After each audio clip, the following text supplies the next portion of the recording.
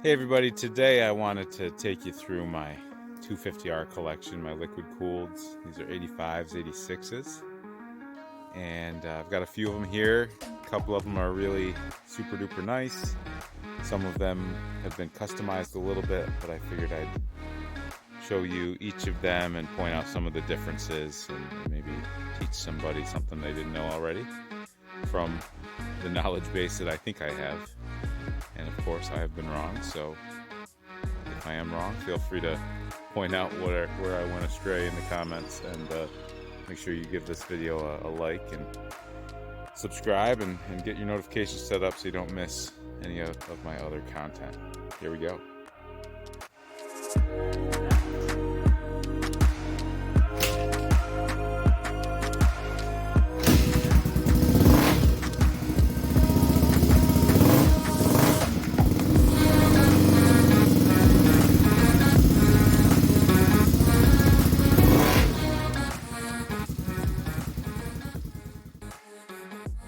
This is a 1985 ATC 250R. This was the first year that Honda had the liquid cooled motor. Prior to this, the 84, 83, that's considered the second gen, that was air cooled. It was definitely an advancement over the first gen, the 81, 82 cooled, which was also air cooled. And this was Honda's first entrance into the liquid cooled performance machine market. The design improvements were pretty significant from the prior year. The Pro Link suspension was redesigned. The frame is completely different. The chain switches sides, so now it's a left side drive for the chain. And this was what was competing for first place in the market with Kawasaki's Ducati and Yamaha's Tri-Z. Suzuki didn't have a performance machine like this, but these were the most purchased and most desirable at the time. They're the most common now. You know, with Ducati, liquid cooled Ducati, in 86, 87, is probably going to bring more money in comparable shape than this, but I still think these were the best all-around 250Rs at the time. This one is mostly original. It's had a mild restoration, if anything. One of the things that might jump out to you if you are in the know is that the rear fenders have that black warning sticker on the side there with an embossed warning. Camera out of the way, with an embossed warning right there. These are what are considered OEM replacement fenders. If you broke your fenders, let's say in 1987, and you went to the dealership and got a new set, they would send you these. It's a little bit different color plastic. I don't know if that comes through in the video. I can see it in real life here. It's almost like a paler red. They are true Honda parts, but it is not the original part. The original part looked like this. These are some true 85 rear plastic, uncracked. They've got some battle wounds, they've got some scratches. I'm gonna treat them to a restoration here one of these days, but you'll notice at the back, there's no embossed warnings anywhere. There should be a couple stickers at the back right there in the center that have some warnings, but that's what true to life 85 250R plastic looks like. Meyer does a great job at reproducing this look.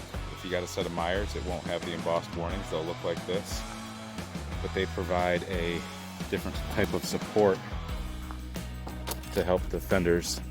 They don't have anywhere for this original bar to mount, so that's a good way to tell if you're looking at Meyer versus true OEM plastics. They have these holes in this support bar to help give the fenders a little extra support. So after 85 comes 86.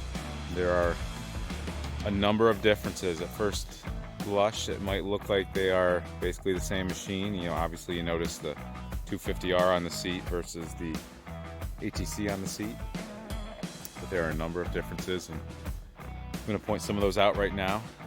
Other cosmetic differences you might notice: the anodized gold rims on the 86 on the right are a little bit brighter gold than the rims on the 85 on the left. The 85 rims are more rich in color. 86 got a little brighter. The 85 rims were made by a company called Harada. You can put your own Japanese accent on that, but I'm just going to say Harada. 86 rims were made by a company called Enki, or however the correct pronunciation is, but I'm going to go with Enki. And TRX rims are again different. They're made by DID. They have a rolled, fatter lip, so they are also different. I can point those out maybe in another video. But in addition to the ATC on the seat foam itself is thicker. I guess riders complained of being too low on the 85, so Honda answered that by making the seat a little thicker. The headlight is a wider lens on the 86 versus the narrower lens. I didn't know that until it was pointed out to me. And also the bezel itself is different. You can see it's got the air slots on the side, where on the 86 those are not there. It's just one big one on the bottom. The lens for a 250R, 86 250R is the same as an 86 87 250SX. This is the same as an 85 250SX if you ever are looking for some parts. There's another couple differences. The controls on the handlebars, you'll notice the bracket here holding the front brake line has a bend in it. That's factory. They're supposed to look like that. That's 85. On 86, they were just kind of a short loop. This one's kind of angled. You can see this one. Just a short loop. The 1986 headlight on-off run switch looked like that. On 85, they look like this. That run switch is a little faded out. They should be more red. 85, the throttle cover is a grayish color. 86, they're black. Tires on an 85 were Dunlop tires. In 86, they went to Atsu Pro Vector tires.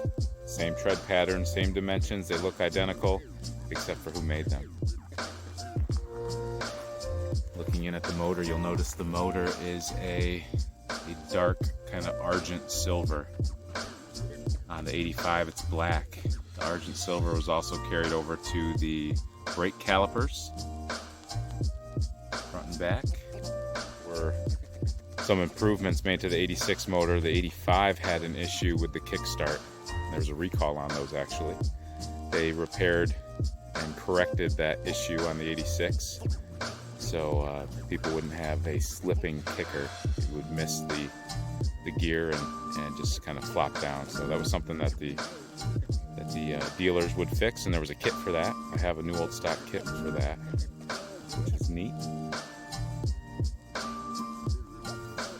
So just to recap, on your 85 250R, you'd have fenders like this. No warnings, embossed at least. They did, I think I've got the warning still on this 85 here. You'd have warnings that look like that. These are true 85 250R fenders. Also, the seat is an 86. This machine's a little bit of a hybrid. We're going to come back to that. But so these are what the fenders would look like on your 85. Brand new 86 fenders look like this, double embossed. Embossed there, embossed there with a warning. And if you broke those, you'd get your replacement fenders, like I've mentioned here.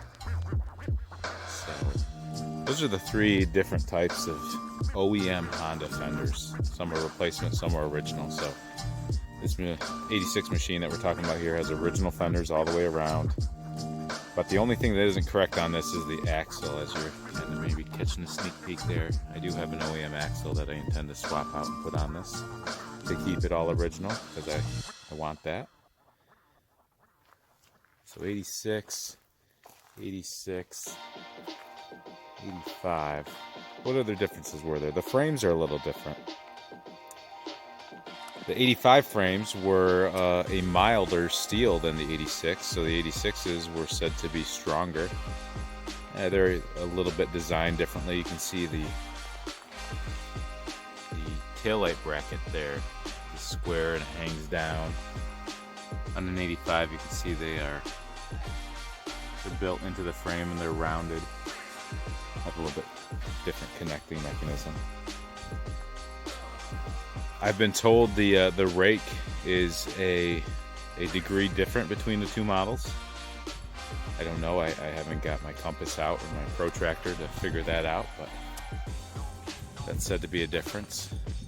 The rear brake caliper has a different mechanism to attach to the 86 swinger than it does on the 85. This is the 86 setup, so it uses a nub with a bracket to hold that fixed. On the 85, it has a linkage and an arm that keeps the caliper from spinning around and around. So it's more simplistic design on the 86.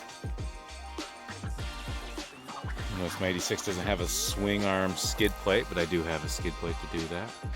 Since we're looking at the toolboxes, the 86 toolbox is very rectangular and square. On an 85,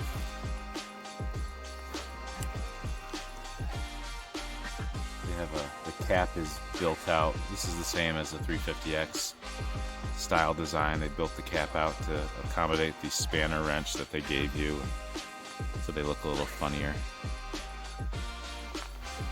The sprocket on the 85 is different on the 86. They strengthened it in 86 so it didn't wear out as much or as quickly.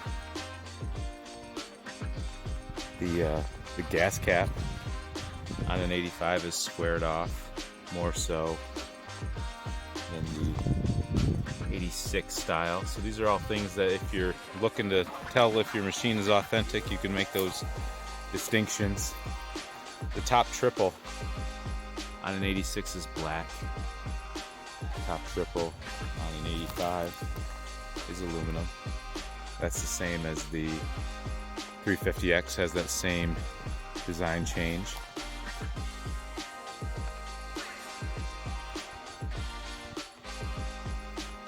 Just wanted to point out the difference in the sprocket covers.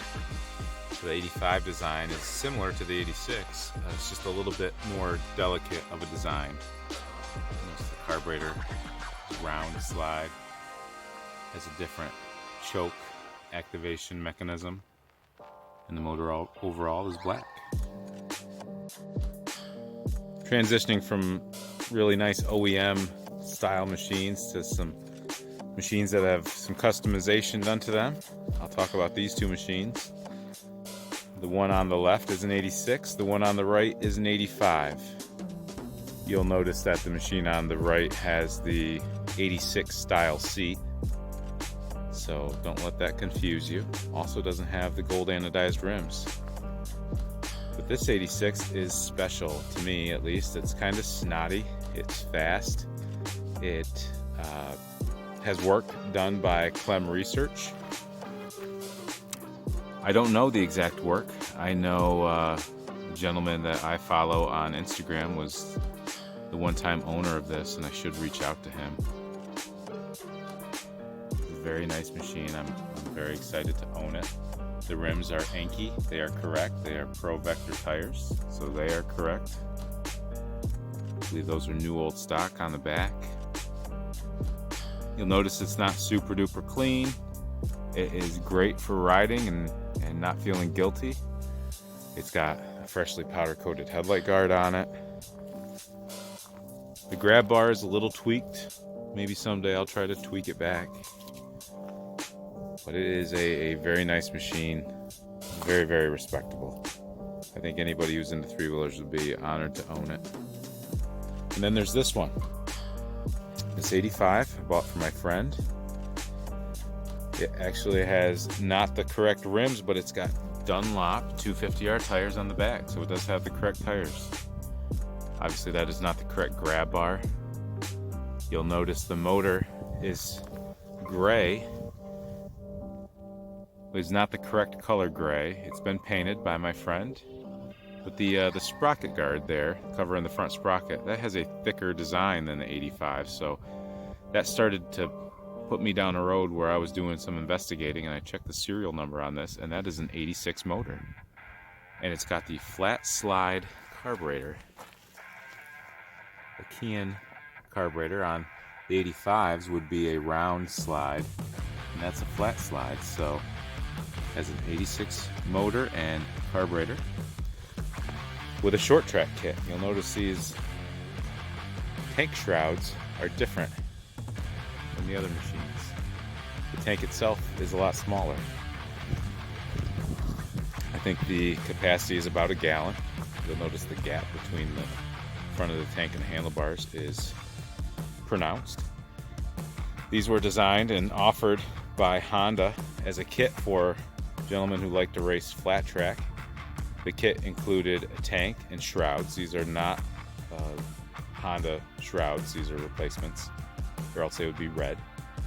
The kit also included brackets to allow your radiators to sit back further from the triples, and the lower triple, the radiators to sit back further from the forks. So the short track kit was put out by Honda, and it was designed to allow racers to turn extremely hard one way to the left or right, so they could race their 250Rs around a flat track course, which required them to hang out the rear end and basically turn left to go right. If you ever watched the movie Cars, that's the whole philosophy there that Lightning McQueen had to wrap his head around. 250R racers knew it for 30 plus years. And then this guy, we talked about this guy, the Clem Research bike. Very nice bike. Very happy to own all of these machines. There's 5 of them here. I've got one torn down in my shop that I've owned since 1997. I'm looking forward to having that one back out here. That one will be white though. I think I might have enough parts to build a 7. These are the type of bikes you don't let go of lightly because they're so in demand, they're so highly sought after, and they're just so good looking. They're sharp. People want them.